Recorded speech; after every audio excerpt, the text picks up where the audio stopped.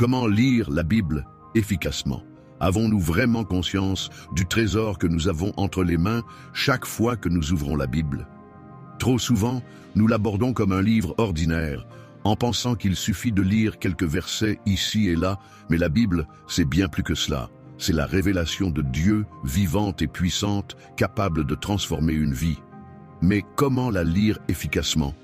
Comment faire en sorte que la parole de Dieu imprègne notre esprit et guide nos pas? Différentes manières de lire la Bible et leurs bienfaits. 1. La simple lecture, boire à la source. Avantage, c'est comme une douche spirituelle. Même si nous ne comprenons pas tout, la parole agit en nous. Exemple biblique, Josué 1:8. Que ce livre de la loi ne s'éloigne point de ta bouche, médite-le jour et nuit. 2. La méditation, s'arrêter pour nourrir son âme. Avantage, en méditant un passage, nous en extrayons la substance, nous réfléchissons à ce qu'il signifie pour nous. Comparaison. C'est comme savourer un bon repas au lieu d'engloutir de la nourriture en vitesse. Exemple biblique. Psaume 1:2. Il trouve son plaisir dans la loi de l'Éternel et il la médite jour et nuit. 3. L'étude biblique. Creuser plus profondément. Avantage. Comprendre le contexte historique, les mots originaux en hébreu ou en grec. Faire des liens entre les Écritures.